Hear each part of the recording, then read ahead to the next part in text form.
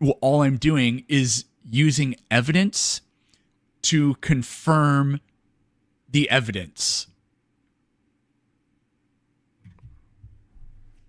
The Institute of Creation Research, Discovery Institute, they do post hoc pseudoscience.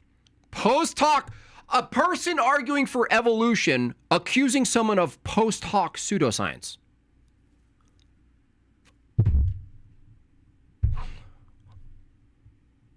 I'm dead.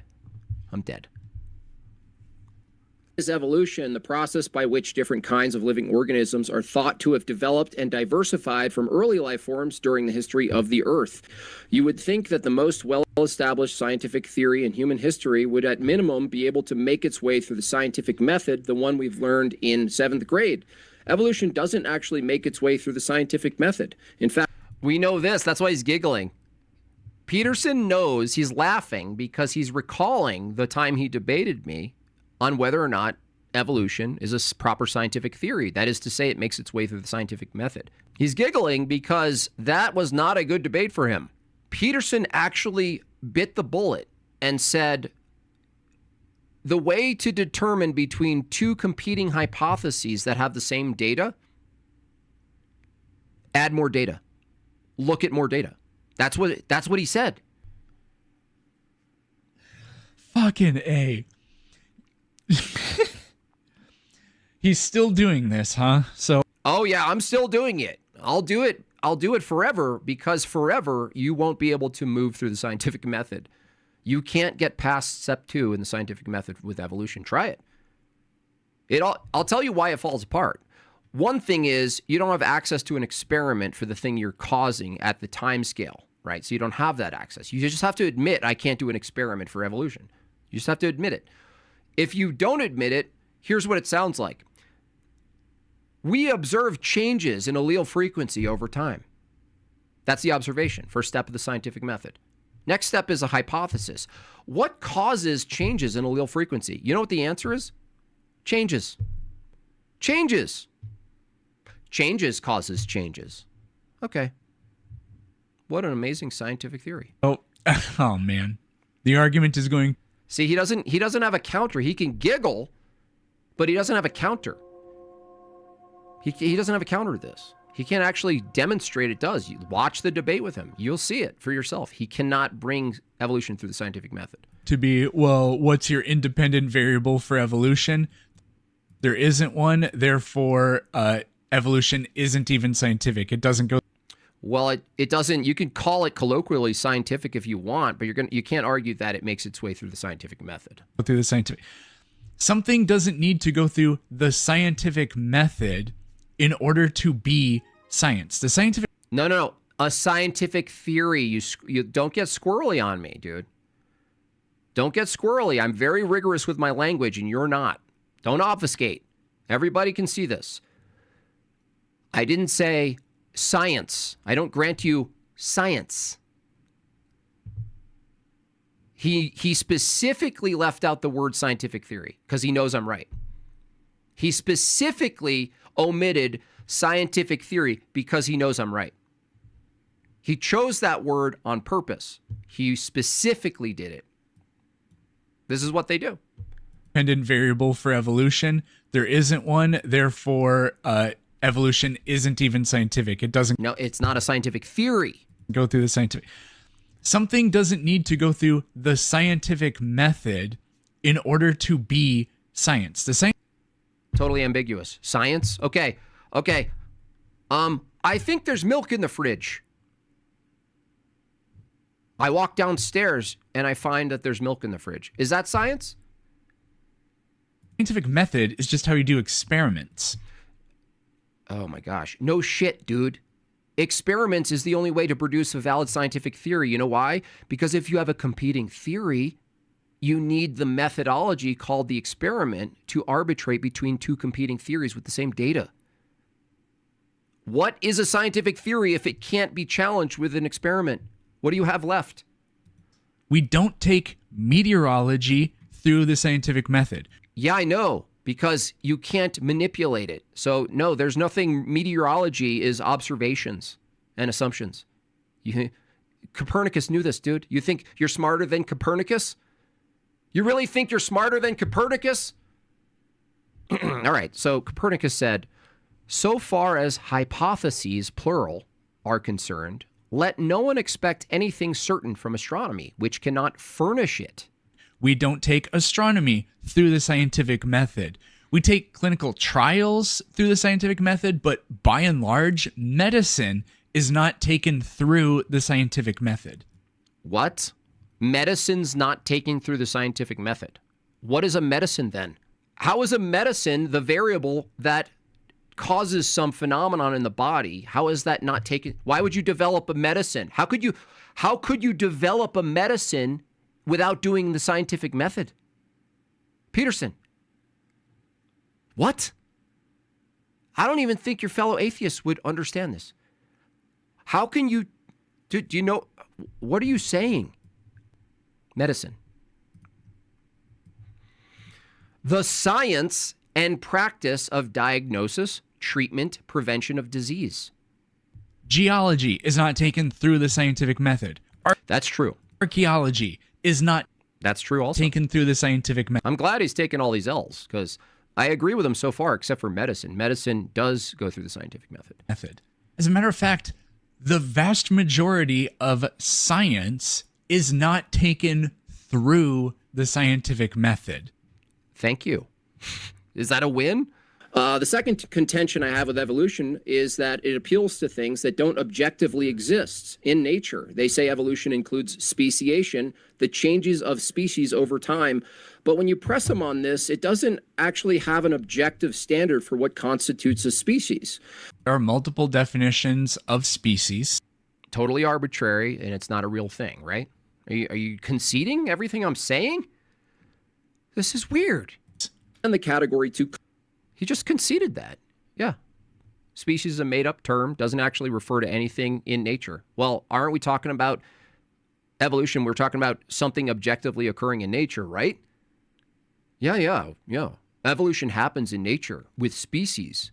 Species is not a real thing in nature, right? Yeah, no, it's not. It's not a real thing in nature. Everyone knows this. Clades, which they also have no objective standard for discerning. No, we definitely know the difference between two clades. No, you don't. It's arbitrarily defined. Even the evolutionary biologist agrees with me, not you, Peterson. You don't know the difference between clades. You know the difference between your arbitrary definitions of a clade. You don't actually know what a clade is and when it starts. For instance, I could ask any one of these momos, how do you know when a clade starts? Isn't that such a simple question? Isn't it so simple? The question, how do you know when a clade begins? What's the criterion? You ask this, you know what you see? Blood.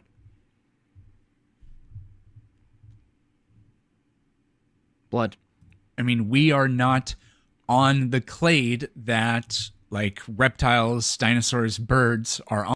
Nope. We are because it's arbitrary. You know why? Because if you go back before a clade, the thing you're arbitrarily defining as what birds are on, they're in the clade, right? Birds and dinosaurs are in a clade. You guys believe in a universal convergent point for all creatures. You guys believe in a starting root for all of life. You believe in a common ancestor that's ultimately unified in one place and time. Okay? Now, because of that, Peterson, it's actually true to say from the evolutionary view that there's only one clade. There's actually only one true clade.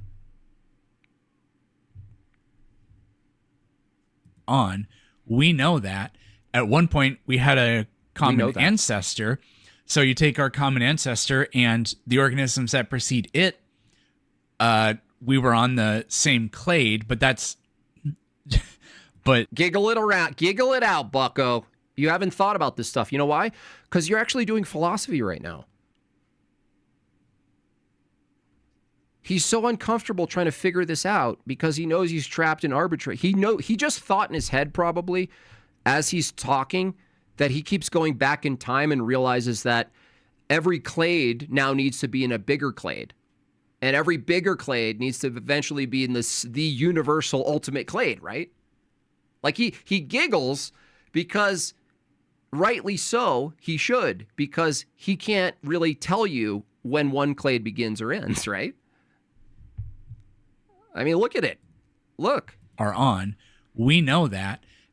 Watch him. He literally blushes. At one point, we had a common ancestor. So you take our common ancestor and the organisms that precede it before are the beginning of the clade. We were on the same clade, but that. Okay, we're on the same clade. How do you know that? But no, we can definitely distinguish between clades. No, you can't, because you're arbitrarily assigning something post hoc. And if I asked you if you can distinguish between clades, you can distinguish when a clade began.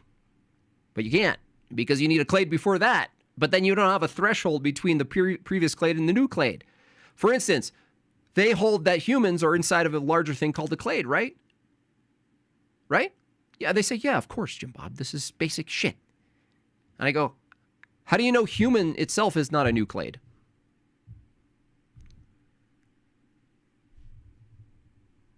So I don't know what's going on with that. You don't know what's going on. You never thought about this.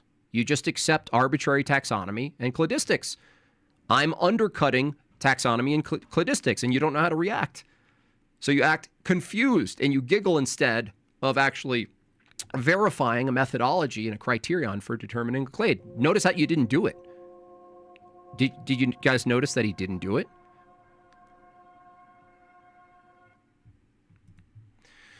Shaw says, I wasn't familiar with clade until you used it here. It took me 15 seconds to look it up and see how arbitrary it is. Yeah. And that's what you guys gotta ask these people. How do you know when a clade begins?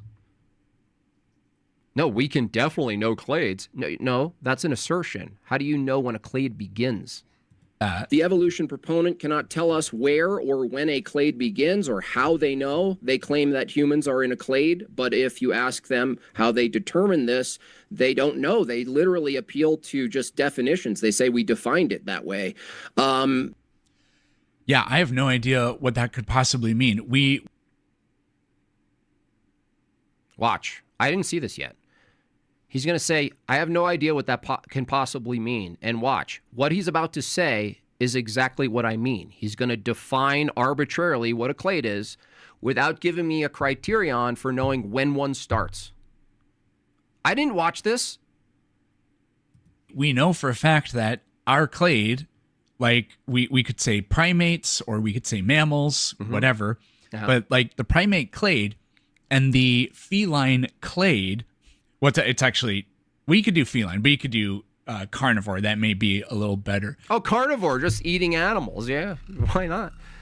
You know, carnivore, Venus flytrap. We're in the same clade, okay? You see what I'm saying, you guys? The moment you arbitrarily define something larger than the category itself, right? It necessitates something before that category and so forth, and then it includes more things. That's why I say, if you press someone on this, if you press Peterson or any of these people on this, they have to concede that there's only, from this view, there's only one true clade. There can only be one true clade, and that's actually the foundation of their entire view, which is everything is a common ancestor of everything, essentially. It's like everything's related ultimately, right? That's it. Me big dumb dumb, and he used a big word. I see fish, I think fish. I see monkey, I think monkey. Me no think Peterson, monkey. I look like person. Yeah. Yeah, they're definitely not connected. Like, what do you mean? Of course they're connected. That's the root line of evolution. They're connected. Everything's connected is the assumption of evolution. What are you talking about? We know that.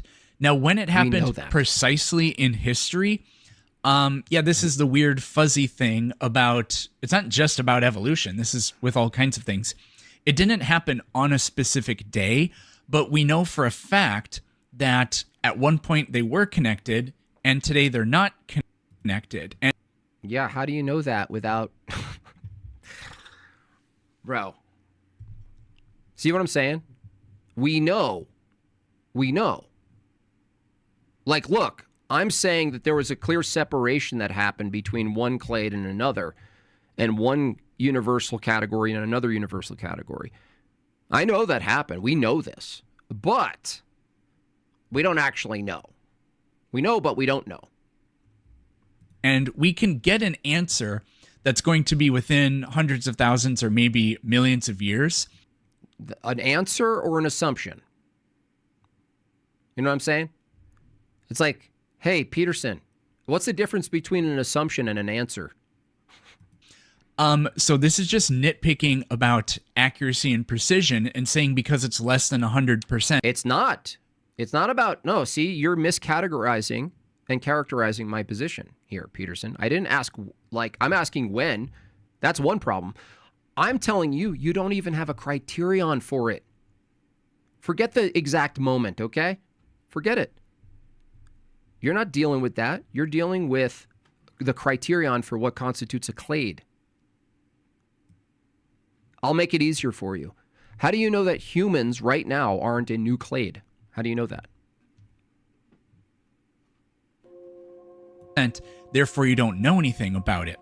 No, that's not true. The best example for this is to just look at a color spectrum between any two colors, red and blue. Oh gosh, this again? How do you guys not learn this? I'll let you do it and then I'll rip it apart. Blue, for example. When does he's got a gradient? He brought up a gradient, bro. The blue turn into red? It doesn't turn into red. Blue on the left is still blue. It's still blue. The frequency is still the same, right? I can't believe they use this analogy still. Like I'm just mesmerized by it. The blue frequency on the far left is still the same. The red frequency on the far right is still the same. The fact that there's a gradient doesn't follow that there's some unique thing that's changing. Nothing's changing, actually, Peterson. This frequency that comes from the collection of frequencies that we call white light, these things don't change. These frequencies don't change, dude. You're saying the blue on the left actually changes to red. It doesn't. It doesn't actually change. The universal frequency that is that solid blue on the left doesn't change. And every frequency in between doesn't change. This is actually debunks your view. The gradient of colors between blue, purple, orangey, whatever, fuchsia, and then to red, every frequency in between blue and red, each of those little columns don't change. If this was analogous with genes or genetics or species, if this was analogous with clades and species, what you would be saying is that the actual thing on the left, the far left here, that would change itself. That section would change. That doesn't change. This section, this color, this doesn't change. Nowhere on this gradient does the column you decide to pull up, right? A vertical little slot of this gradient, it never changes. How do they not understand this? Seriously, Peterson, how do you not understand this? What's so funny about this is that their fundamental naturalistic view, the core invariant thing is what, you guys?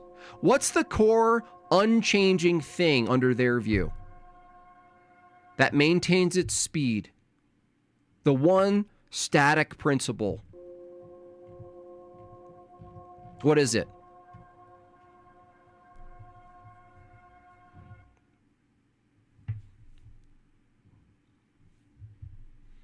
Thank you for reaching the goal.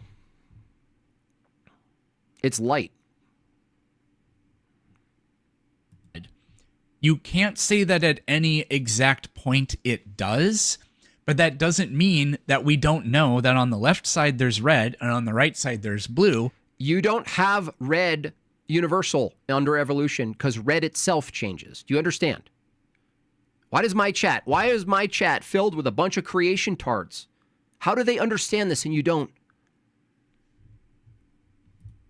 And also that, like, at the 1/4 point on the left side, it's one color, and on the 1/4 point on the other side, it's the other color and not the other one. So this is just, if you think that the evolutionary worldview, or despite your worldview, evolution uniquely has this problem, then that's just a total mistake. You know what? It's even worse. The analogy is even worse. If the analogy was sufficient and symmetrical, you would have to argue that the physicality of light itself changes, the frequency, not even the frequency of the light. The physicality of light itself morphs to not itself or something like this. Now they could say like, oh, light is a particle in a wave. Well, no, that now necessitates two more universals that have to maintain their identity over time, a wave and a particle. There's no escape in this, bro. That's why philosophy is necessary for science. And it's actually philosophy, ironically, that can upend claims in science. You guys have to, look, atheists, evolution tards, you have to abandon this analogy. The frequency of solid blue never changes. It doesn't itself morph over time. When you ask them whether or not the human category itself could be its own clade, they say, I guess, there's no pushback on the taxonomy of these things. Yeah. I'm not sure if Jimbob knows what a clade is. You don't know what a clade is. That's my point. How could I know what a clade is if I ask, is there an objective term for a clade? And you go, no. No, a clade as it's presented is the larger category, the umbrella category for subcategories and subcategories and subcategories. That's what it is. Taxonomy would be more high resolution descriptions and categorizations of things under a larger category and so forth.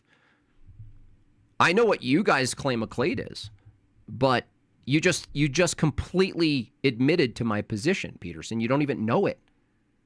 You don't know when a clade starts. It's just arbitrary. I could just say, I got someone on X to admit that my father is the beginning of his own clade. My father and his successive generations.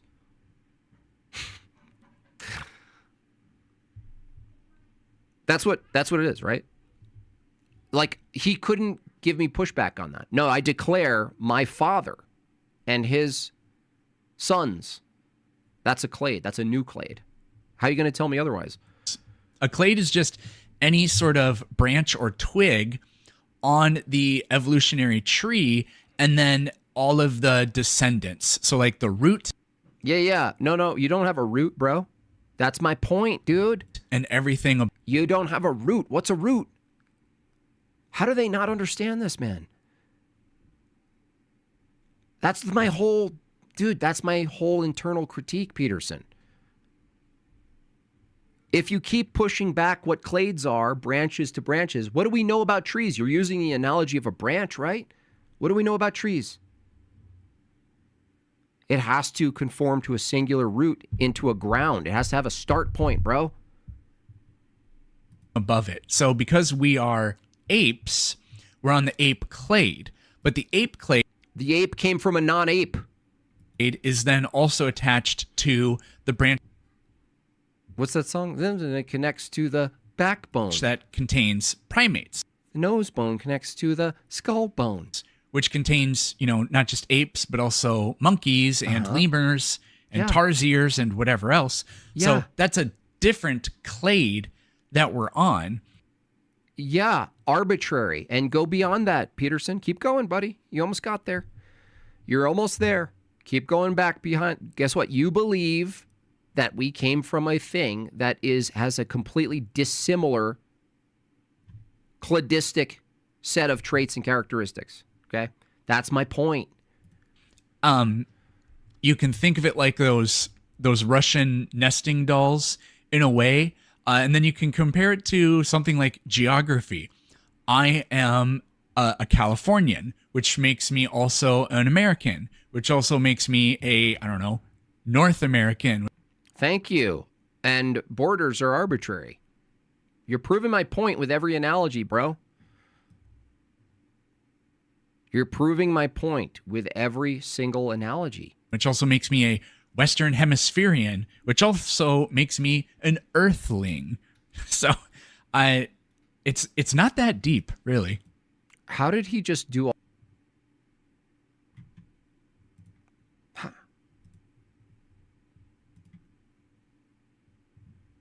I'm mesmerized. It seems completely arbitrary. The methodology further for evolution uses arbitrary. The way we choose to categorize things. Finally, criterion, please. Let's go. Is arbitrary. It has. Bro. Everything that you just said is ultimately a fact about evolution is gone now, dude.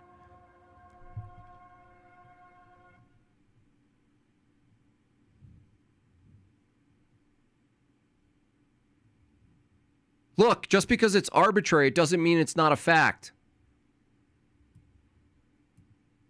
Further for evolution uses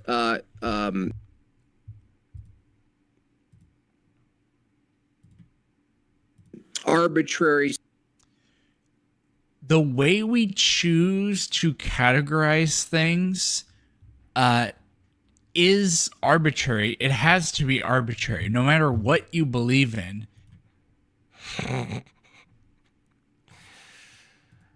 Oh, man. It has to be arbitrary, the way you just decide to put things together. Who decides that? What are you talking about? Why did you say me? Are you talking to me? You're actually talking to me? I mean, I didn't decide it. I didn't decide it. I didn't actually decide it. Who decided it? How do they... We're still talking about criterion, right? What did I say? There's no objective criterion. There's no singular criteria or criterion for what constitutes a clade. How do you know it begins? How do you know another one's starting? Zero. But the relationships are not arbitrary. Oh, really? Well, actually, there's other people who study evolution who also disagree with you. Because the relationships are based on what? Genetic rules? Similarities in what? Anatomy? That's not even true. You just disproved that just the other day, Peterson. You were talking to that guy. You brought up a image of 4 different things that were genetically or anatomically and phenotypically similar, but they were genetically dissimilar. You don't even have a criterion for relations. Watch. He's going to say, but the relationships are not arbitrary. Yeah, they actually are. Really, are not arbitrary.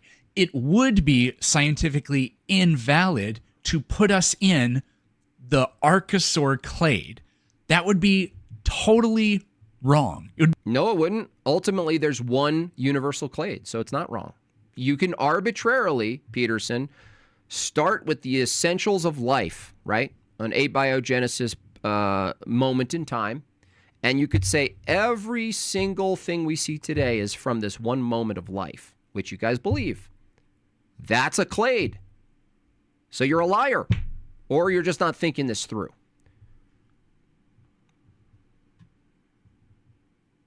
But the problem you have, which you're not internalizing, is that if there's only one ultimate objective clade that's non-arbitrary, one big category, then what I'm pointing to is you don't actually have a criterion for the following successive clades. You don't have a methodology or a strict criterion for determining when new clades start. You only have one massive monistic clade. I wish he would understand it. I really do want Peterson to understand this because he's not actually dealing with the problem. Is the problem with words is that they are purely arbitrary in meaning, ultimately just the law of identity violation problem, purely arbitrary, lacks identity? Well, yeah, Cha, here's the distinction. What we call things as sounds and symbols is not what's in question. It's whether or not there's a referent that holds its identity. So yes, you're pointing the right thing, Chaw. It's just that in simple terms, it's easier than that. It's just that the thing we call an apple exists universally, and the sound we make for calling an apple is arbitrary. But this is different. This is the same problem they have. They are claiming evolution. If evolution is true, there is an actuality to the reference that they're talking about out there, the same way there's an apple. But they're not admitting that what they call terms is arbitrary. I agree. The terms, the sounds, this name, that name. No. I'm pointing to a much bigger fatal problem to evolution, which is the reference themselves. There's no universal referent for the references. It'd be scientifically incorrect because we're not closely related to them, and we're more closely related to the things in our clade. Totally arbitrary, as you admit.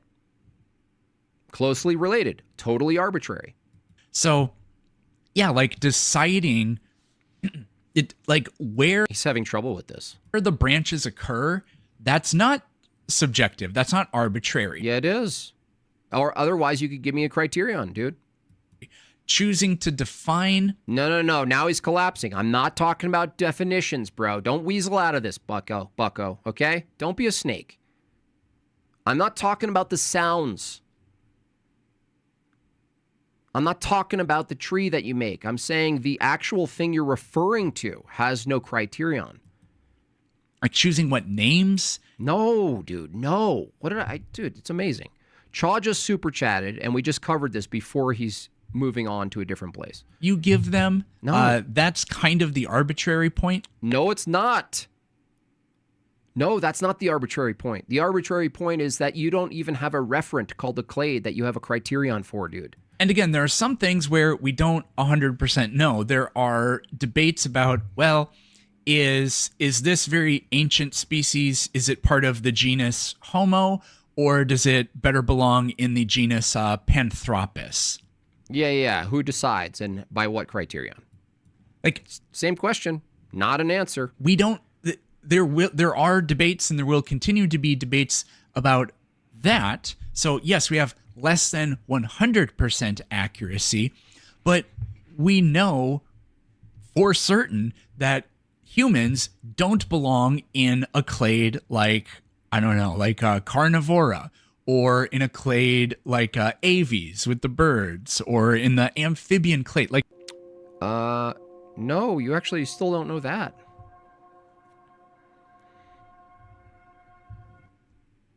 It's totally, look, you're appealing to a system that's in flux. You don't even know if humans could hypothetically set off a cascade of random mutations that produce in 15 million years a flying animal, which would put that animal back into the flying clade that you just said humans aren't a part of. Are they now a part of it?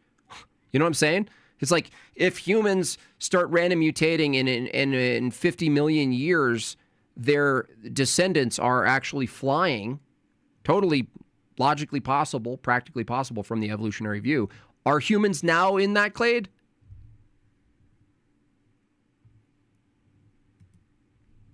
I can't believe you are trying so too hard to stop me from thinking I am Iron Man, because I do have iron in my blood, and then I may have some mutation. Maybe the Hulk. Yeah, I mean that's it. That's why it's so funny that like most of the Evo cultists are habitual Marvel fans. It's not an accident. Like, we do know that. So I don't. He's just saying, because this is a pretty common tactic, actually, because there. Yeah, I debated him on his TikTok once. He was a trivialist, and he basically admitted that truth is impossible. And then I was like, "You're an idiot. I'm not talking to you again." There's a 1 to 5% uncertainty. Therefore, we have to blow up all of our epistemology about it. And that's, you don't have any epistemology, dude. You have no criterion for your epistemology. That's my critique. And it's not about probability. Probability is about inductive conclusions about things happening, like effects. You're getting all your categories mixed up, man. That's just simply not true. I'm just saying, if humans came from monkeys, why are there still monkeys? I didn't say that. Can't have an atmosphere next to a vacuum. The Big Bang violence. Oh, this is a commercial. Okay. Are no missing links. Evolution has never been observed. The Earth is only 6,000 years old. Systems that are inconsistent. For example, a lot of times they appeal to fossils. They look at a fossil a fossil is found to have similar anatomical characteristics as something older than it, and it also shares characteristics to something similar that is younger than it, and they claim to observe transition between the two. Now, my opponent didn't mention... He said yes, right? Just a couple days ago, he brought up a picture of anatomically similar things that aren't relatives, chronological relatives of each other. Fossils or transitions. He's more myopic. He's more granular with his view of evolution. But to defend evolution is to defend these things as well. So the problem with the whole idea of picking up a fossil, seeing similarities, anatomical, phenotypical similarities, and drawing out this conclusion that you're witnessing a demonstration of transition, the problem is transition is an actual event that happens. That's an activity. Fossils are... This is going to hurt him. This is going to hurt him. Transition is an event. That's a thing that's happening in time, a transition. That requires time and motion and all sorts of things. Static object. No, watch. He's already confused by it. Watch. Okay. They don't like this one. Anatomical, phenotypical similarities, and drawing out this conclusion that you're witnessing a demonstration of transition. The problem is transition is an actual event that happens. That's an activity. Fossils are static objects. Another problem with this, evolution inserts a story about the objects and declares that transition happens just because they could imagine it happening. On what basis? He's nervous laughing, bro. Could I not say that finding a fossil with any shared characteristics would be something demonstrable of transition? Anything that's anatomically similar to another thing, and with enough time, you couldn't possibly say with certainty that it didn't evolve from that thing under the evolutionary view, is my point. To a sloped nose, to a fingernail, to an elbow bone. It shares something, so how could you say, in the grand scheme of things, it's not also evidential to transitions? I have literally no idea what he's even trying to... How does my idiot creation tard audience know what I'm asking? The fuck? Am I in Black Mirror? I have no idea what he's saying. I don't think you want to engage with it, honestly. I have to honestly question your cognitive skills here, Peterson. Okay?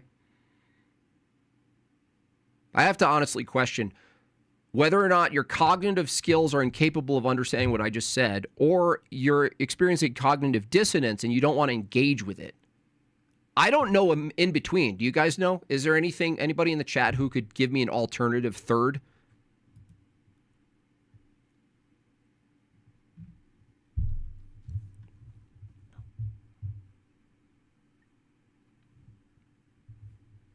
Here, let me put it simple.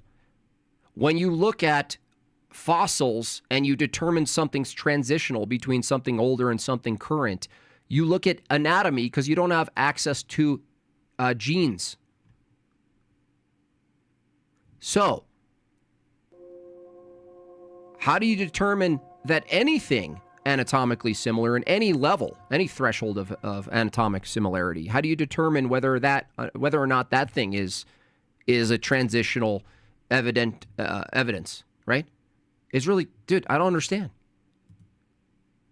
Tarded? He's infantilizing me. Yeah, just like Breakfast Tacos said. Pretend you don't know what I'm saying. To say, it sounds like he's trying to say, well, how do you know that what you call transitions are transitions? why couldn't I pick up any random bone and say, oh yeah, the finger on that one looks kind of similar to the finger on this one, therefore they are transitions? Well, that's where you need, I guess, more arbitrary things, right? What is he going to say? Should we play a guessing game? That's where we need what? Arbitrary taxonomy? I mean, I have what's called camel world hypothetical that always sets them off as well. I'll make it more clear. There's a thing called a camel. It looks a certain way, and we know what it is. They're still alive. We dig up bones. Let's pretend alpacas don't exist anymore, right? They died out. According to their view, 99% of everything that ever existed is dead. That's their view. Okay, let's throw alpacas into that category. You dig it up, it's smaller, it shares similarities, anatypically. You don't have access to the genetics. You look at a camel, you go, hey, wow, this thing died out. It must have been, the camel must have come from this, right? Well, little do they know, these evotards live in a world where at the basin of a Peruvian mountain, there's a tribe that found another alpaca. Now, they didn't call it in, right? They didn't make a YouTube video. Why? Because unknown to the current evotards who think they found a transitional fossil, the Peruvians know what an alpaca is. They actually heard them and stuff, right? They know what it is. Oh, look, an alpaca. Now, the question still stands. How would you know something is the transition or the ancestor of something that's existing today, or it's just something similar that looked similar, operated similarly, and just died out? This idea that one deviated from the other in some sort of branch system is what's in question. That's the basis of evolution. Yes, we could call it like a multi... Well, first of all, Jimbob, you're not an expert. You don't know how to do that. I don't know how to do it either. I don't know how to look at bones and immediately classify. Yeah, but people who are experts in evolution, dude, yeah, I agree with you. But that's why I'm asking. You're not an expert and you don't know how, and you've never asked how it's done. You just believe that they do it? How am I the skeptic here, bro? Based on the bones, as you can see by the bones, or the bones. Based on the bones. Yeah. Based on the bones. It's like they're telling me my own position and then accusing me of asking the question that they themselves don't know the answer to, and that's like a bad thing. Hey, cool, Peterson, if you don't know how they would do that and I don't know how they would do that, why would you look at me, like with a hairy eye for me asking the so-called expert that I'm debating how is it they would do that? Things, because I don't do it for a living, but there are people that know how to do that for a living. But what you would also do is reach across the aisle to other disciplines in science. Here we go. Here we go.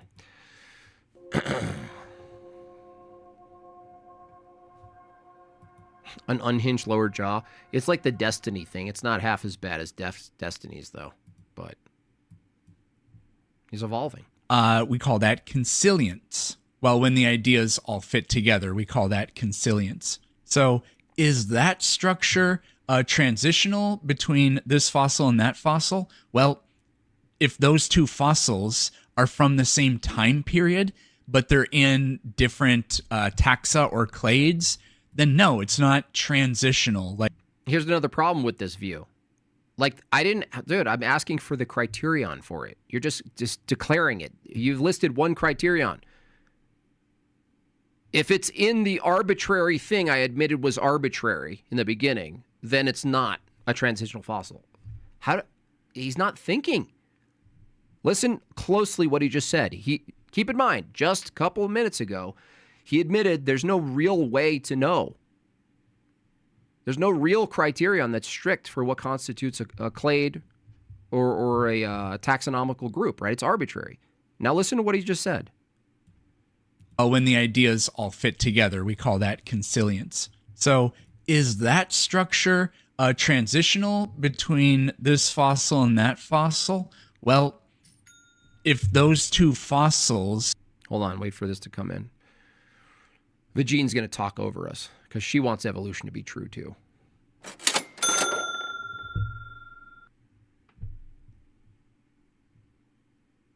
I forgot that we now live in a world where there's no possible way any person could earn a living by deceit or fraud.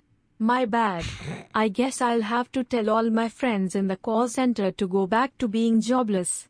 That's right. SMH. That's right. You guys went to the moon recently. Yeah, that's terrible. Are from the same time. Watch the answer. Ready? Is that structure transitional between this fossil and that fossil? Well, if those two fossils are from the same time period, but they're in different taxa or clades. I just, you guys, help me. Help me understand. Cladistics, totally arbitrary. No criterion. Yeah, well, we just arbitrarily define them. That's how we understand them. We just arbitrarily define them. I have no real objective criterion for what constitutes a new clade or an old clade, or when a new clade begins, or what's not in one clade or another clade. I don't have any criterion for it. So how do you determine something's a transitional fossil? He admits right here, without understanding what he's saying. He admits without understanding the entailment of what he's saying right here. He says, one more time for the people in the back.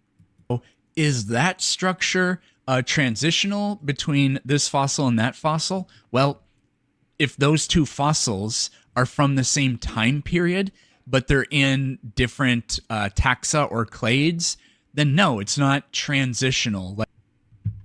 As Funder said, translation, if they're in different arbitrary categories we make up, then they're not transitional. Thank you. Thank you so much for playing. This is why philosophy is so important to science specifically. The irony is that they are like, you're doing philosophy, and it's funny that the Christian view is that philosophy can get you in trouble. That's not the wholeness of truth. It's useful, it's a good tool, but science is wholly dependent on this philosophy. And I say this over and over again in my streams about all sorts of different views, is that it's always a category system problem.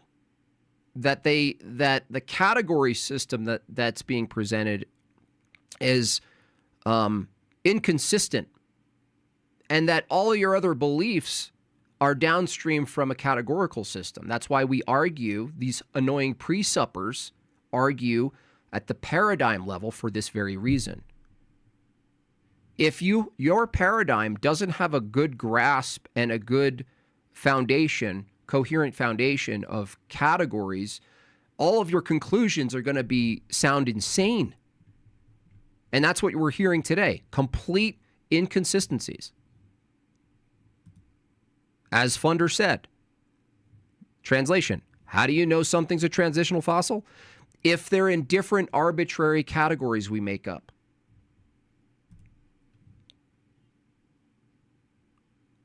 I think Peterson, and if you hear this, Peterson, I'm not even trying to bash you down. I think that you have a pressure and an expectation for your audience to defend evolution, but I don't even think you're interested in enough in it to defend it, honestly. I think you're pressured to. Like humans today have hands. Raccoons have hands. Raccoons have hands that look like human hands. Chimpanzees today have hands as well, but you don't look at chimpanzees and humans and say, "Oh, that's a transition." No, we're not, like, yes, we're closely related to chimpanzees, but we don't come from them. They don't come from us, so they're not a transitional form of us. So you have to know your timeline. You don't know your timeline, dude. The timeline requires you understand when a clade starts. Do you understand? Well, no, you don't. They're not in the same clade. How do you know that? Well, we arbitrarily define clades. What? When you say timeline, you're actually pointing to something back in time where you have an account. You're the one making the claim, not me, dude. You're the one making a claim that we have a timeline, okay? You admitted in your opener here that you don't have access to when a clade begins. So using the word timeline doesn't make any sense because you don't have a timeline. To know your taxonomy, there's lots of additional information Lots of additional information. Oh, thank you for calling. I'm going to help you out. Yes, there's lots of additional information. Thanks a lot. Good luck. Goes into it. So you are correct. It's not as simple as, well, can I just look at it and I'm not even saying it's way. Look, Peterson, I'm saying it's much worse than it's not simple. I'm saying it's way worse for you guys. Looks like an Irish anime. Animals have paws. In conclusion, religion is dumb. Well, I try to give him a little more credit because he does push back on a little more of the progressive insanity, which gives him some hope. Arbitrarily say, yeah, you're right. It's not that simple. But No, it's not objective. Do you see how slippery these people are? They just slip around. They're like a bunch of slippery salamanders on one of those water rides.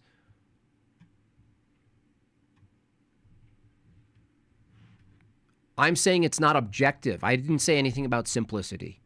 Nothing was said about simplicity, okay? You don't seem to understand how it actually works. You don't understand how it works. That's why I'm asking. I'm granting you I don't understand how it works.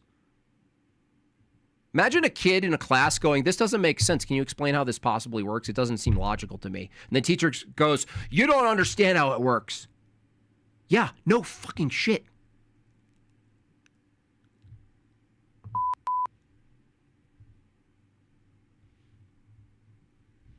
I don't know from your evolutionary view where these animals came from. Cool it with the anti-Semitic remarks. And you're using that as as your argument. Well, I don't get how it works, so therefore they don't know what they're doing either. No, I'm saying that the expert I'm fucking debating, prick, can't explain it. No, it's just you. Well, like I said, transition is the And you. thing in question. Do things transition at all? Now, everything my opponent listed, I appreciate. He's looking at the granular level of organisms, singular, populations of flies, populations of bacteria, and he's looking at changes or adaptations that they're capable of. But the thing is, capability is the thing in question.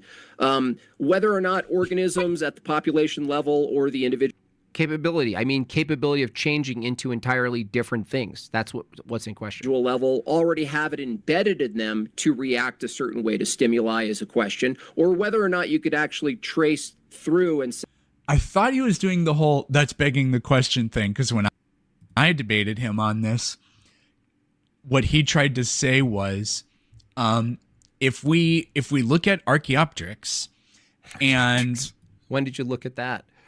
Or if we look at theropod dinosaurs and birds and we say, oh, they look similar structurally, so there should be transitional forms between them.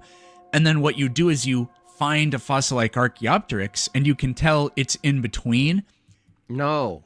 Things that look similar in between two things, it doesn't grant you a transition. He called that begging the question. Yeah. It's assuming the thing called transition, that there's an event that happened between the three reference. That's like saying, if I take a random frame in an animation and another frame from an animation and another frame from an animation, that's like me saying that's all from the same movie without having a criterion for it.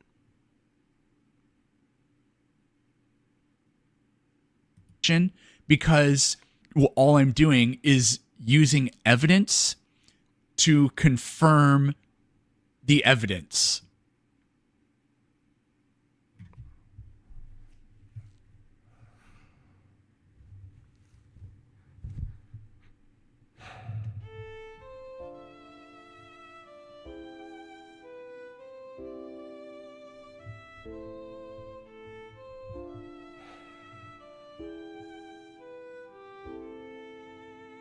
Did you just say that out loud? Did you just say Jimbob saying it would be circular or question begging to say the evidence confirms the evidence?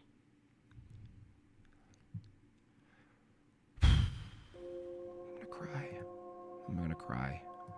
I'm gonna cry tonight. I'm gonna cry tonight. I'm gonna cry tonight. Nice, Marilyn. Coming in at the last second. Look at that. Good job. I'm gonna cry tonight.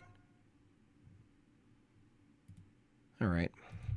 Or something like that. Like he literally called it question begging. He unironically said, yeah, that's just more evidence. Just no, it's not actually evidence. How does he not understand this? Where are we? Where am I? Who am I? Is this Black Mirror? Someone pranking me? Am I being pranked by the world?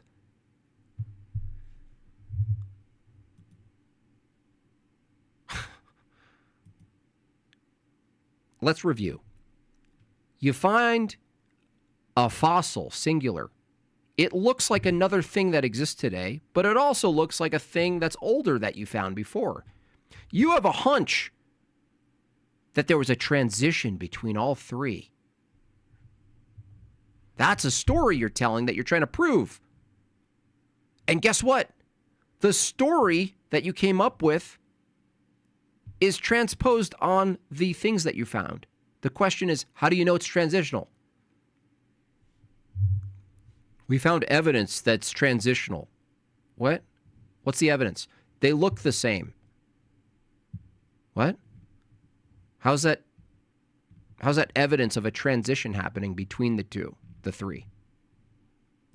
more data. He seems to be saying you can't use the fossil record as evidence of evolution because that's begging the question. It's like, well, it's more confirmation bias. You can't use fossils, which are particulars, to interpolate a thing called a transition.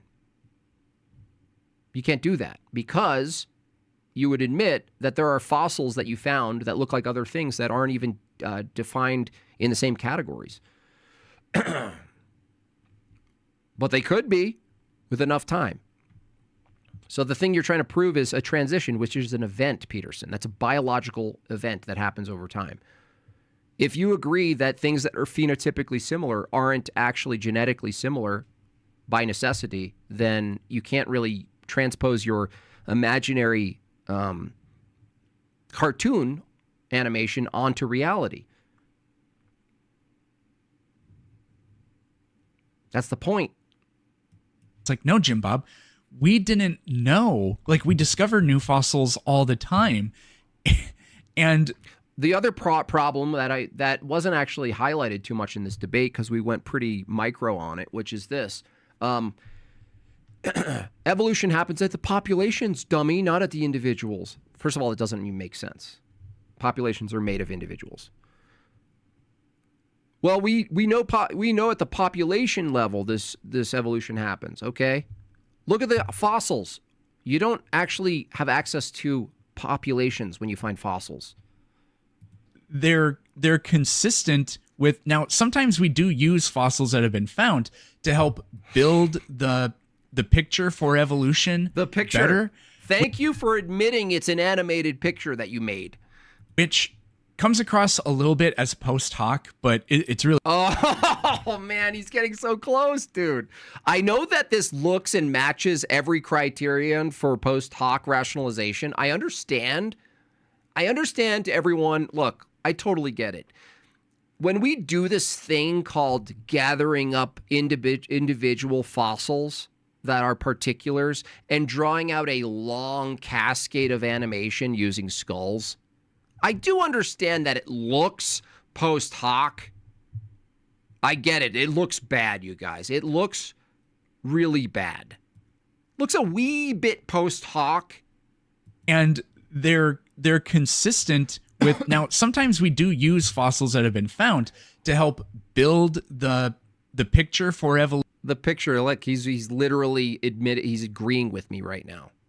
Evolution better, which comes across a little bit as post hoc, but it's really fundamentally different. Oh, you're not... I have a feeling, Peterson, you're not going to give me the symmetry breaker. I have a feeling he's going to skip over, it's really not different. It's really different, I swear. We never tried communism. Watch. I haven't seen this. I would be very surprised if the following syllables was actually a haiku of the symmetry breaker. I promise you guys, trust me, I swear.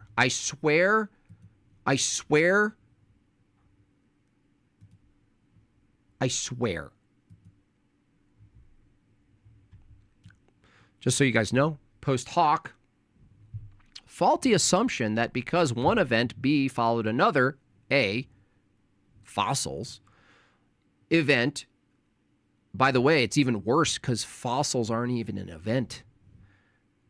A must have caused event B. It's literally what he's talking about. Now, let's rewind it and make sure we get the full statement here because I can't wait to hear what he's about to say.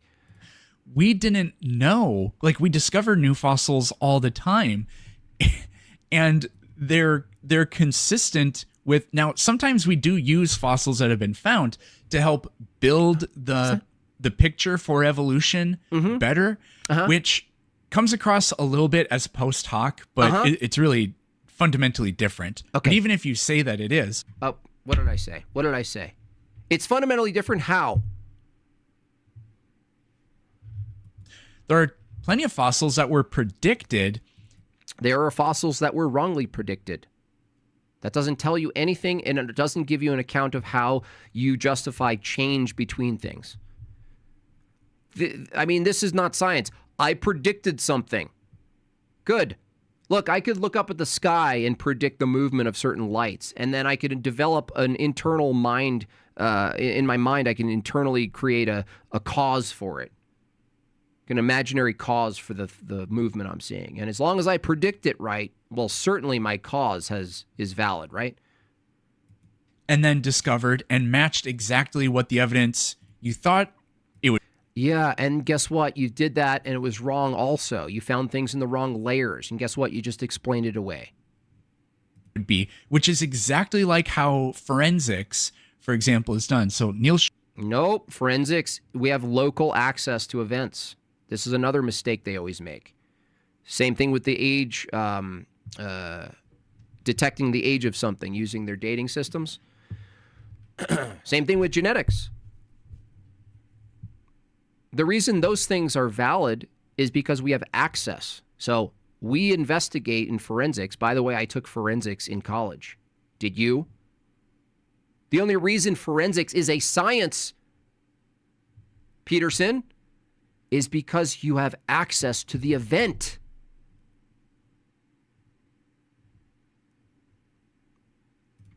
Forensics would be meaningless if you didn't have access to the event and the effects of the event. You see a hole in the glass. You examine the glass and the hole. It'll give you some idea of the bullet maybe, or whatever the projectile was. You'll be able to tell the fraction, how the glass is fractured. You'll be able to tell something. You'll be able to tell something about the blood and where it is and where it's not, what direction it came from, how far a distance it had to go to be on the wall, this kind of stuff, right? I kind of wish I pursued forensics, honestly. I think I would be awesome at that. Should I start late? Should I just get into it? All right. So this is the problem. Peterson's like, we do that in forensics. Yeah. Forensics is a proper, valid system of investigation. Why? There's a reason it is. The reason it's valid and something worth appealing to is because you have access to the event. Shubin and Tiktaalik, they said, in this part of the world, in this kind of sediment, dating back to this time period, we should. Next time they bring up paternity, ask if they take the child's DNA, they can tell your father without taking his DNA. Yeah, exactly. That's exactly what I say too, Funder. It's the same exact thing. The reason that's valid is because you have access to the father. And guess what? The further you go back in time, you start to lose that, right? You can't make these assumptions anymore. That's because you have access to the referent. This is what evolution misses. Should expect to find a transition from the water to the land. And that's exactly what they... Oh my gosh, the transition of the water to the land. Do you hear this fucking guy? Do you hear this?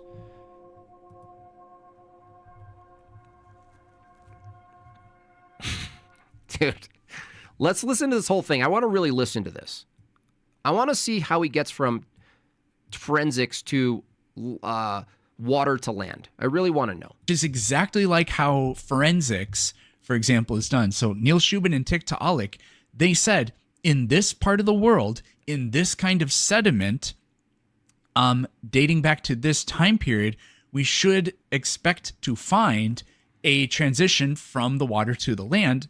I just went over this, dude. You don't have transition as an event. That's an event. Transition is an event. And that's exactly what they found. This is like gematria tards thinking 11s are events. It's the same thing. It's the same mental problem. It's like, look at that thing. I found an 11 on a street corner on a sign. It's an event. No, it's not.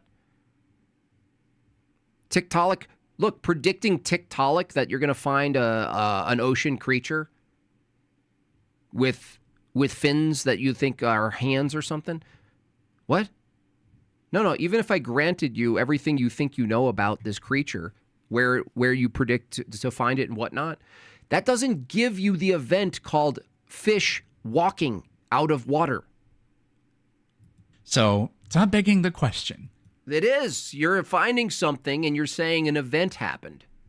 You're literally taking a philosophical view of an animation and you're going, look, it's crawling out of land. It's crawling out of the ocean. Say, this was a random... It's not Look. circular reasoning either. A mutation that... It is circular reasoning. Here's how it's circular. Look. It's circular because you're saying, hey, look at that thing. Look at that thing. It's a fish with like bigger fins or like front fins or something. Look at that. It's clearly crawling out of land. And I go, how do you know it's crawling out of land? And you say, look at that thing. It's crawling out of land. Look, we found a thing that we think was crawling out of land. How do you know it's crawling out of land? Because we found the thing. It's completely circular. Produce this. Perhaps my opponent is on the cutting edge of evolution, and soon they'll be saying that there's actually nothing random about mutations at all, that they have function altogether, universally, every one of them. Why do they just leave out non-random selection as the... Because selection is just the environment impressing its non-existent intentional will onto things. That's like saying, like, I was walking by a volcano during the evolutionary time period that you guys appeal to, and the volcano wiped me out. Notice how they never talk about massive events like that being selective, right? Is that selection? That's another thing that you could bring up in these debates. Ask the Evo proponent if a natural disaster, floods, volcanoes, hurricanes, tornadoes, and the rest, are they selecting? What's the threshold there? That's a really good question. I actually didn't think of that yet. You have these extreme things that are the environment that wipe things out altogether. Where do they decide in nature where something is selecting? This is killer. I didn't think about this. This is crazy. They don't have a criterion for what in nature, the external world, the environment, constitutes selecting in process. From the extreme to the non-extreme. How do they determine that? Oh, that's selecting, but that's not. That happened too fast and violently. That's not selection. Then where is it? What are you talking about? The actual process that guides the, I mean, it does it blindly, but is, let's say, like responsible for the changes. No. See, these are two different things, Peterson. The environment that selects, that says, you die, you didn't grow wings. That thing accidentally grew wings, and this rattlesnake has a B12 shot in its fangs. It's scary, but it feels good. I'm selecting, okay? Okay. There's cause and effect out there in the world, okay? A flood happens, you might drown if you can't swim. Okay, we understand that. That's not what's in question, bro.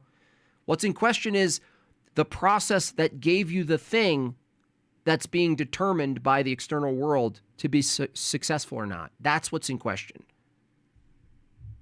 That could be the case. We just don't know. Not only does similarity in anatomy not... Slang. We got a retard in the chat. Here we go. What would you say if I told you I was mentally retarded? What? Natural selection just refers to the variable breeding rates. Yeah, that makes your argument worse, bro. Yeah, if the environment ultimately determines whether you can breed or not, being that you have to exist to breed, that's not fucking saying anything, dummy. What you're saying, if you want to know the basics, slang, you're saying random mutation itself produces these traits, like wings, like flying, like seeing, like breathing, like biting, like scratching, like pecking, like banging. You're the one claiming this. Yeah, but, selection is just the environment determining whether something exists or not. Wow, we got a real genius. You don't even know my argument? You don't have an argument. You have nothing. You have nothing. You don't even know your argument. You don't know your argument. You don't even know it constitutes an argument, I bet. I don't even know. You probably don't even know the necessary constituents for an argument, I bet. Not confirm relatedness or common ancestry, but if... No, that's exactly what it does. Hold on. See what he was saying? Hold on. Listen to this. That could be the case. We just don't know. Not only does similarity in anatomy not confirm relatedness or common ancestry, but if... No, that's exactly what it does. No, it doesn't, Peterson. Dude, I could bring it up. I brought it up on my stream. You brought up skulls that look very similar. There's anatomy currently today, there's anatomy that's similar to other anatomy, phenotypically, almost like the same. And they're not related. He doesn't even know his own dogma, man. We look for and found a fossil that doesn't fit our expectations. Obviously, it's a new brand of species. Exactly. That's not even hyperbolic, by the way. This is not, for you guys wondering, this statement here, thank you for Airborne, I appreciate that. This is not hyperbolic right here. They literally do this. If it was 100% post hoc, then you could argue that's the case. It is post hoc because it's arbitrary. If you're going to start categorizing these things that you find and you admit that you're arbitrarily categorizing, you're doing post hoc. But even if somehow we discovered every single fossil that will ever be found, and then he contradicted himself. He just admitted it. Yep, that's right. That's why he doesn't think. He's not thinking. He doesn't care about if he contradicts himself. He developed the theory of evolution. You could say, well, you just put all the pieces together in a way to create a story, is what Jimbob usually says about this. There would be some post hocness to that. You could make that argument. Well, no, that's a statement. That's not even an argument. That's literally a statement that you guys look back through time, transpose your narrative onto hard reality, and then try to fill in the gaps. However, it doesn't matter because genetics, what we did was we used the fossil record then as just a piece of evidence. It doesn't prove anything necessarily by itself. It does, but we're just pretending that it doesn't. You could say that, but then what you do is you use the picture of the fossil record and you say, look, what we seem to have here is what we seem to have here, guys, science. We're talking hard science here. What seems to be the case here is the story I'm about to tell.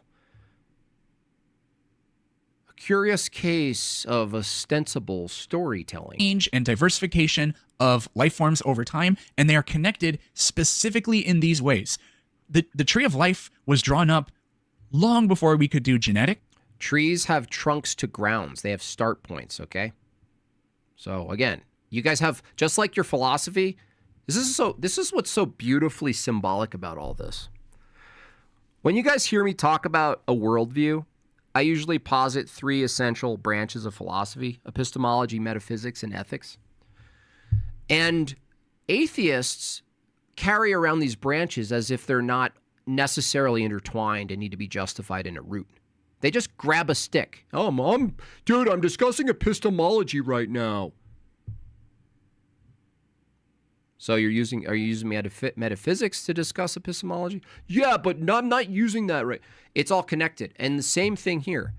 The same thing with this guy is like, he's talking about biology and he's talking about a tree of life. And they're using it as a type of metaphor, but it's not just a metaphor. It's not.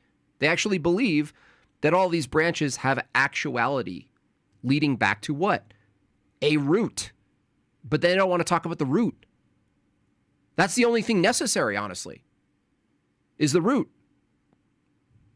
Because we don't grant you little snapshots of your branches. We want to know what the branches are connected to. And you're like, no, don't do that. That's not fair. And then from there, you say, look, now we know the scientific test for whether or not the fossil record actually confirms this idea of evolution, which is we have to test the genes of living organisms to see if there are the nested. Asexual reproduction came first. Came where? What do you mean came? They always say these terms. Oh, it arose. It arised. It came on the scene. It was there. It just showed up. What do you mean came first? Look, this is how insane evolution is. You guys don't even have a criteria for when you're saying came first. That's meaningless. You don't have a distinction in biology for when humans show up on the scene. This is the language you guys use. And then the humans showed up on the scene like they come out stage left or something. You guys can never understand that we're asking for critical paths via mechanism. We're not talking about your story, dude. And they came on the scene, and then the humans arose, and they showed up, and then it's like when I tell my kid a story at night. Every night I tell my kid a story, and we just make it up. Like evolution. We just make it up. It actually sounds so similar, by the way. I'm like, once upon a time there was a this, and my son will be like, and it had this. And I'm like, that doesn't even make sense, but we'll run with it. Okay, the alligator had human teeth. Okay, here we go. Hierarchies that coincide with their positions on the tree of life, and that is... Watch this. Watch. Hey, where's the little stinky guy, Slang? Hey, Slang. Was there a time necessarily so under the evolutionary view when organisms weren't asexual? Because asexual is a mechanism.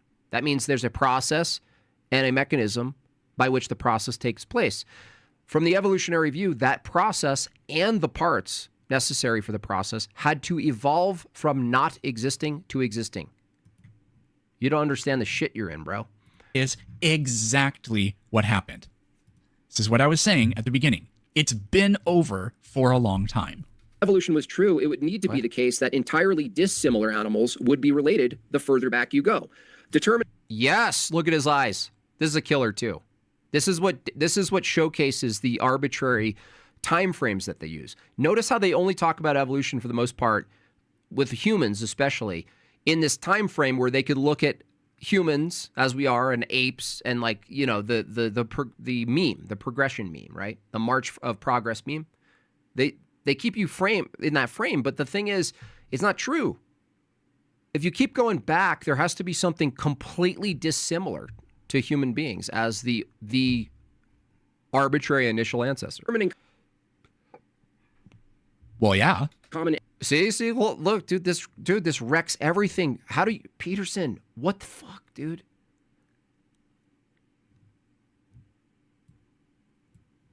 This concession is way more impactful on your view than you think. Happened. This is what I was saying at the beginning. Watch this. This is so.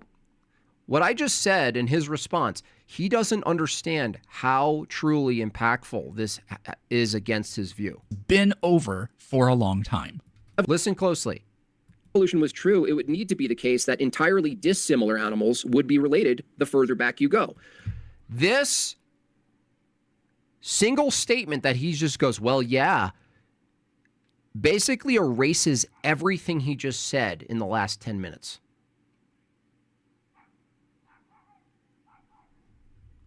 Determining everything he said about anatomy being similar, genotypically, phenotypically similar, that's how we determine transition, which is assuming ancestry, common ancestry.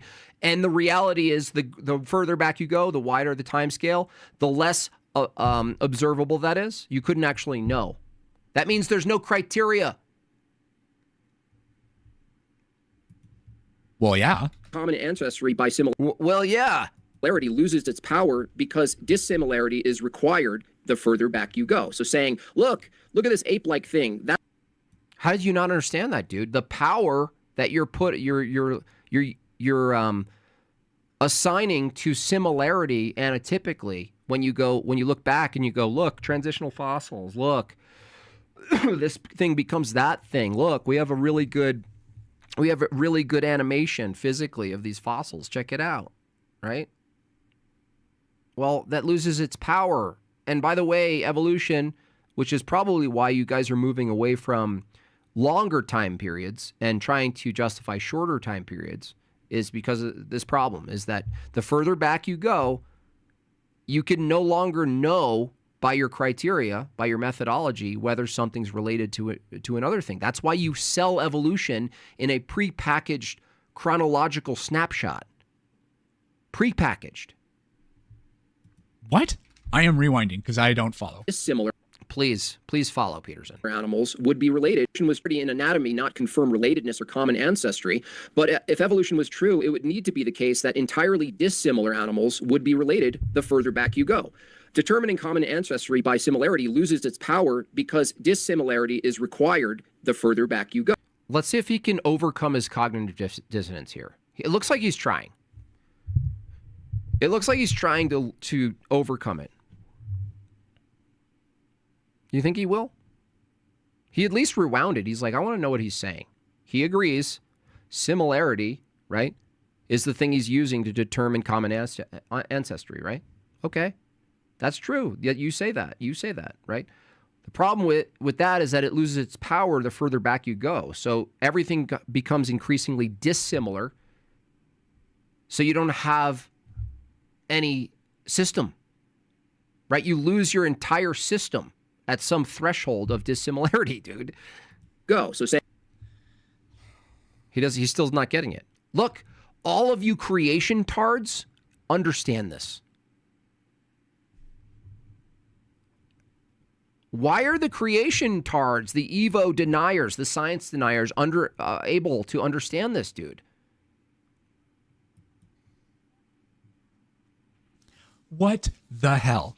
Based on what he said, he can't even deal with it, dude. He's not even processing it. That is a mix-up of epic proportions. So what he's saying is, you can't use similarity to convey relatedness because in the past, very dissimilar organisms were related to a common ancestor in the past. And then he somehow took that to mean, well, that means that in the past, the dissimilar organisms were related. No, Jimbob, the common ancestor between us and some other organism isn't two radically different organisms. What are you talking about? What are you saying? You don't even know your own dogma. Of course it is. See what I'm saying? Like, does he care that he's changing what evolution posits in real time?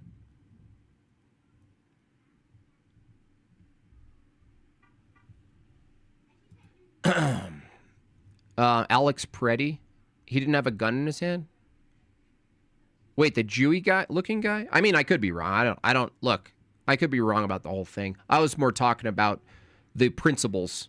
Honestly, my critique is less about that guy, but fair enough. I was more arguing on the grand scale that their overall worldviews are just not fleshed out. So it's a population of a singular organism.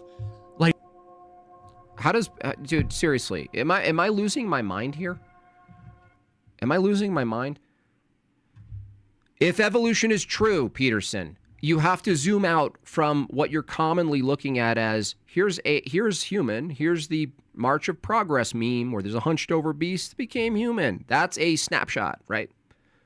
You then use all of these classifications that are arbitrary and finding fossils that fit this post hoc animation story of development. What I said, which is true, the further back you go, the more dissimilar your ancestors are. This is not controversial. Like, it's simple. The further back you go, Peterson, the more dissimilar your ancestors are. That means that when you increase the time scale that you're trying to summarize or present evolution as this chronological event that happens, you lose the very thing you're calling evidential to common ancestry. Do you understand it? Evolution only works as a narrative using common ancestry for a snapshot of time. That's it. How do you fuck that up? I didn't fuck it up. You didn't interpret it correctly. Like I said, I have a bunch of creation tards in Jortlandia, and King Creation Tard, Jimbob, we all understand this. I thought we were the dumb ones. Like, seriously. Oh. Craig says, no, current animals are most dissimilar. As they get closer to common ancestor in the past, they get more similar. No, you don't understand. The current ones are dissimilar to whatever you're going to find way back in the past, no matter what you're looking at. I didn't say current ones are dissimilar. Yes, current ones are dissimilar. There's a variety. You're not understanding, Craig. Current ones are dissimilar. That's what you call variation that you think is caused by random mutation, right? No. What I'm saying, listen closely. You take something today and you say there's a common ancestor. You point to something that's similar to, like an ape, in this case humans or whatever. You do your little meme of the March of Progress. The further back you go from the human to the past, the more dissimilar the organism's going to be, necessarily. I'm not talking about whether today they're dissimilar and whether before they're everything that existed looks similar. No. What's today and what's in the past are dissimilar. Don't get it confused. Man. Saying, look at this ape-like thing. That's our uncle. Back in the day, we come from this because look how similar. So they use similarity in that sense. Oh, they are similar. I could imagine, I could interpolate the animation in my head of one becoming the other. I can imagine it.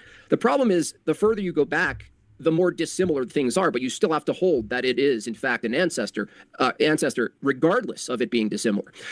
So, do you understand, Peterson? That means your methodology only works for little short time periods, dude. Like you saying it's evidence of ancestry by similarity of anatomy only works for the smallest portion of time that you have access to. If evolution was true, you couldn't use that as your evidence, dude. Evolution is... He doesn't get it. He still doesn't get it. Look, this is cognitive dissonance in real time. I never really use that term to be like, no, they're experiencing... Like, I understand it, like, conceptually, but I never looked at someone and was like, whoa, that's actually what it really looks like. I kind of just was like, it's kind of poetry, honestly. But now I'm really considering that he's actually experiencing like a brain melt. Well, yeah. I mean, like, what? Well, yeah. That means your methodology for what what constitutes evidence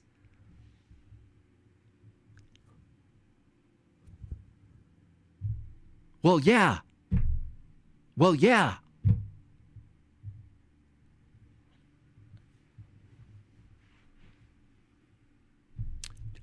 Peterson, do you understand the entailment?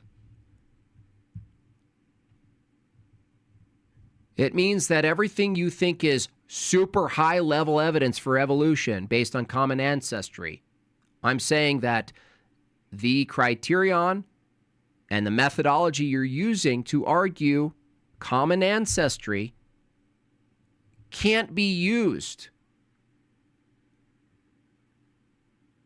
In fact, it's the shortest amount of time that you're using this as evidence. And for the longest time of evolution as it occurred, it couldn't be used as evidence. Why? If similarity in anatomy and phenotype is the evidence of common ancestry, but the majority, the massive amount of time evolution occurred is going to produce dissimilarity, you can't use similarity as your ultimate arbiter for ancestry. What are we talking about here? Like, fucking believable, man. It's just fucking unbelievable. Peterson. Take a photo of yourself every day, and when you're a baby, you don't look like you, but today you look like you. Holy shit. Every time I think that the answer is not going to get more retarded, it does. Did you guys hear that? Did you know if I took a picture of me as a baby and a picture of me at my deathbed, that I would still be a fucking human?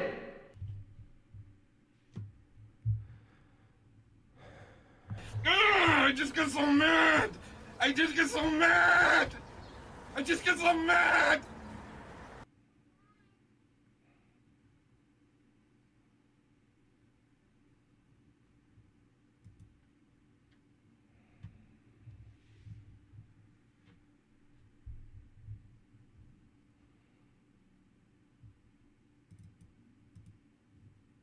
Yeah, he keeps agreeing with me.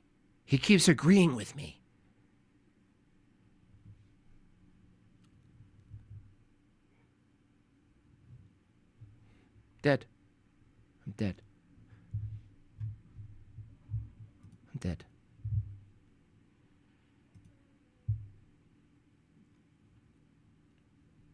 This point gets worse when you think about butterflies and tadpoles. Yeah. That's why I argue that evolution is merely an extrapolation fallacy and a composition fallacy. You look at a tadpole, right? You look at a baby. You look at a butterfly. You look at these things, right? And they change form, but they don't change identity. Their identity is the same. They change form, okay? What they do is they extrapolate that and they say, well, what's true of the part is true of the whole. That if butterflies go through this process, metamorphosis, and become butterflies, then the thing itself that's a butterfly, which includes the chrysalis and the butterfly, that whole thing changes, produces some sort of change. Like that's no longer itself. Like the future version of it is no longer itself.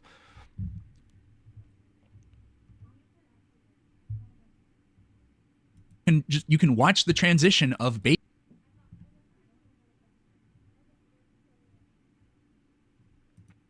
Yes, that's what I'm saying. Look, dude, he's so lost in the sauce. He thinks that the baby analogy is in favor. No, it's in favor of me. The baby analogy is in favor of me.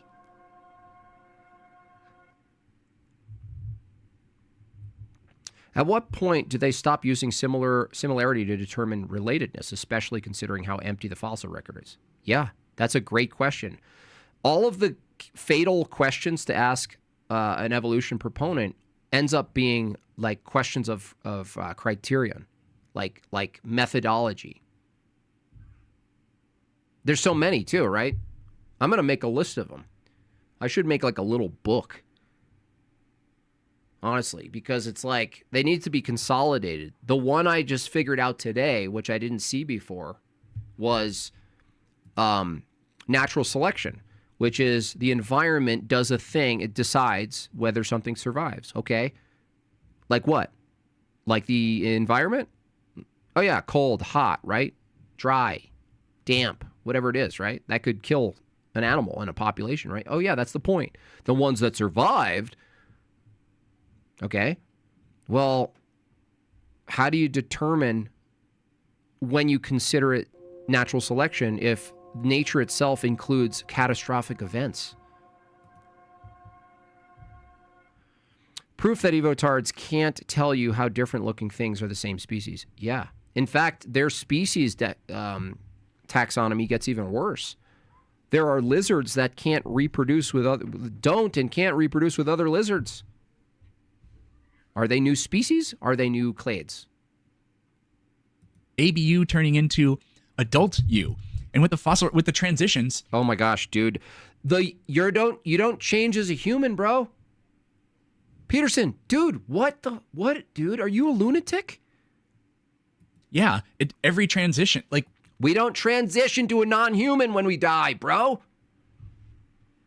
Oh, look at you as a baby. You're so chunky and happy and rosy-cheeked, and you pooped your pants.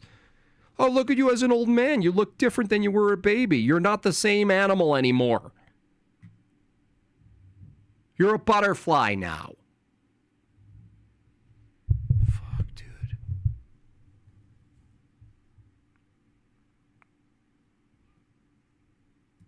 The farther back you go, they look more dissimilar to us, but that's because they're evolving. Like,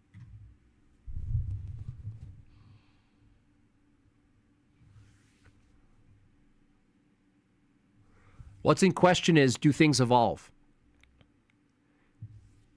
If things evolve, then things that are entirely dissimilar to us would be our ancestor. How do you know that a dissimilar thing is our ancestor or not? Because things evolve.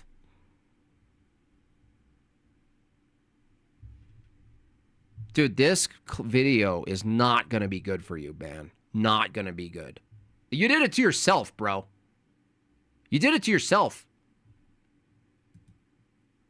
You just said, hey, that's not question begging. That's not question begging.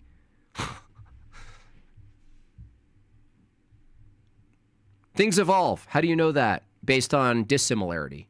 Because things evolve. That's why. Like, this is what you... He said that. He literally... Let's do it. Look. It's a theme here.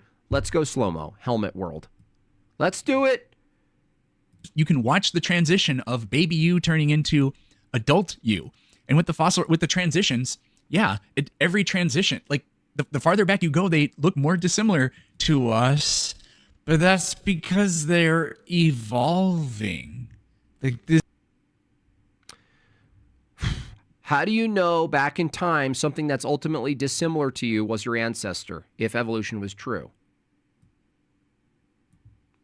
Thank you. And you can watch the transition of baby you turning into adult you. And with the transitions, yeah, every transition, like the farther back you go, they look more dissimilar. Okay, it's time for your pudding. It's time for your pudding, okay? It looks like therapy is a little bit tough on you today. We'll just take a break. We're just going to take a break. Okay. We'll call your take a little break. To us, but that's because they're evolving. Look, we're going to really sit on this for a second because this is crucial here. Let's do, let's do 2.25.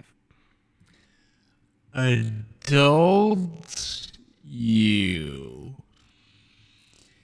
And with the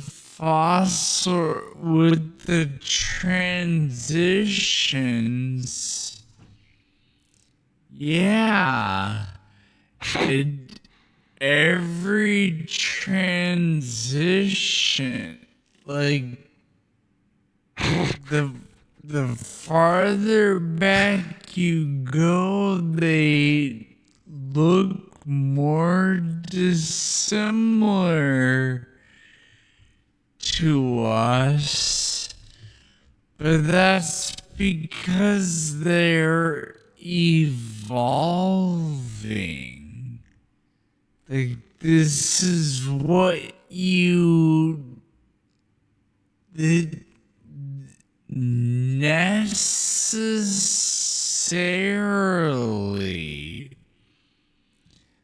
That is what the evidence will look like. It's just so baked.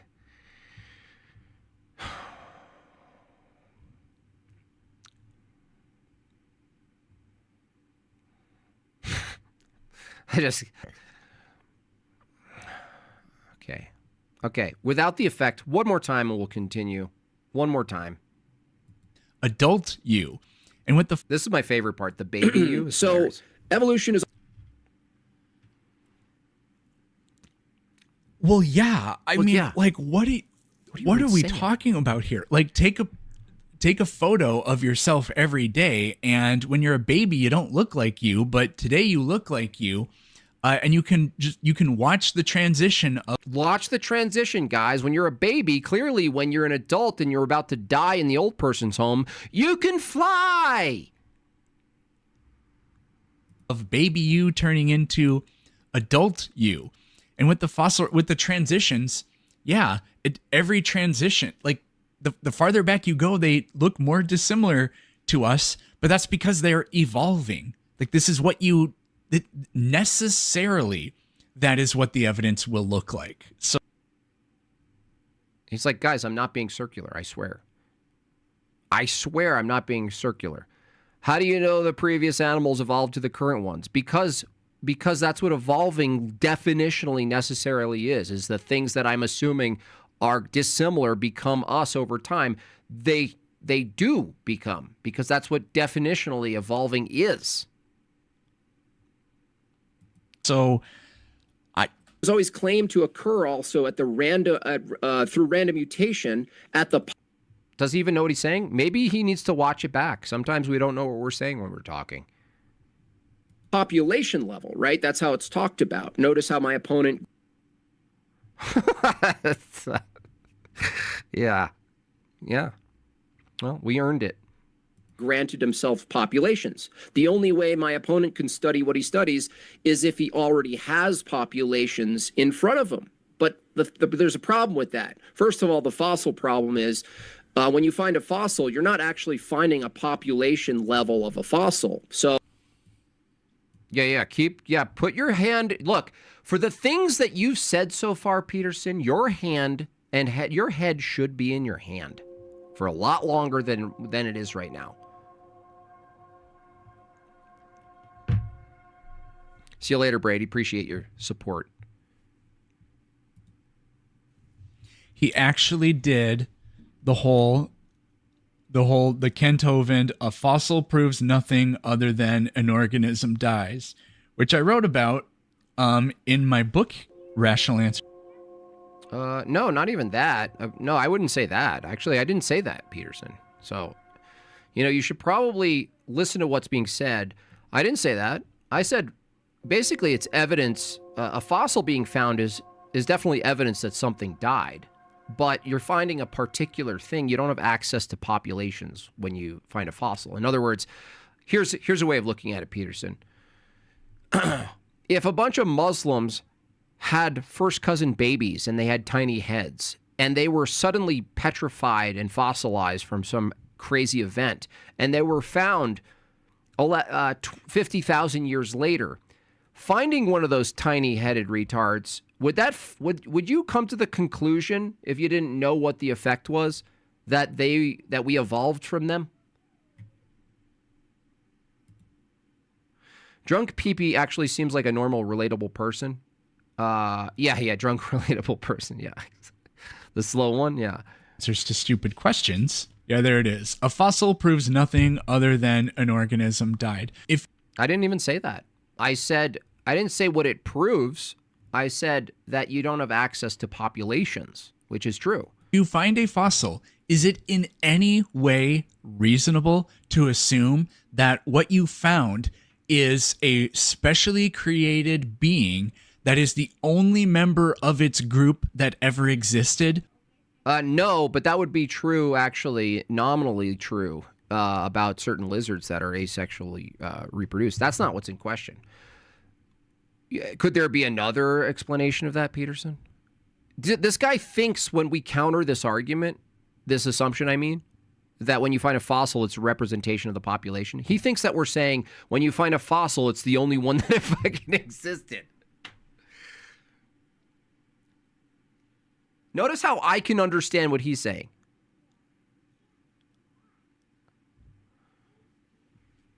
No, dude, that would be retarded. I agree. It would be retarded, Peterson, if someone said, well, when you find a fossil and you find a singular fossil, how do you know that it wasn't the only one of its kind? That's not what we're saying. That's not what we're saying. Nor we would agree that that fossil needed to have a source, which it would have parents, right? And it would be part of a group. Yeah. We agree. We're on the same page here, bro. He doesn't understand what we're actually saying, which is you can't find a singular fossil and look at just anatomy and come to the conclusion that it's representative of the entire population, especially considering if evolution is true. No, it got there through, some of this probably, right? Smashing cloacas together. That's where the animals in the fossil record came from. That's means right. It's a product of reproduction. No, we're not asking whether or not it's a part of a population, dude. You're not a good thinker, bro. We're not talking about... Yeah, that's another one I thought of as well before, which is a human fetus. I always thought, like, if someone was studied evolution and somehow, like, they find something that's fetal looking in the process of becoming a fully formed baby, like, if they didn't have access to fetuses, but they thought about evolution from this perspective, would they say that that's a transitional form? So it has to be part of a group. Now, if we're going to draw that conclusion about everything in the fossil record, which is the only conclusion that even remotely makes any sense, and what we see is that the fossil record, over time, is composed of different organisms, then that means the process of reproduction within groups of organisms over time caused the composition of organisms across the geologic history of this planet to become different. Well, no. How different? You can't. This is the problem, right? This is the problem. Become different. Different than what? Different at the universal scale or just particular, right? This is why they don't understand what they're saying. If you look at a group of things and you say, look at the differentiation between the two, but they're still in the same category, the question of evolution isn't whether or not we see variation of things inside of a category. What we're saying is, you're saying the categories themselves become particulars. You know what I mean? It doesn't make any sense. So, which is what evolution is. Oh, you could never tell if the said characteristic, whether it was similar or not, was present at the population level. It's just begging the question there. Speaking of what? Never. Yeah, if you find a particular fossil and you see like the way it looks, if it has like a small skull or something, or whatever, a big skull, like you're assuming generality. But the limitations of fossils is a problem to begin with. For discerning population level descriptions in the past, but you don't even know, because you can find fossils today. You can find skeletons today of humans that are smaller, that have smaller skulls, that are retarded or whatever, deformed, right? In fact, from the evolutionary view, you'd probably argue that deformities were more present back then, in fact. Like, from their view, there's a time period where there's only 10,000 people on Earth, right? You're going to say that wouldn't necessarily follow some sort of genetic successive mutations inside humans as they are? Never tell if the said actually find a problem with that. First of all, the fossil problem is when you find a fossil, you're not actually finding a population level of a fossil. So you could never tell if the said characteristic, whether it was similar or not, was present at the population level. It's just begging the question there. We're talking about unique changes. We're not talking about general similarities at this point. Not talking about general similarities.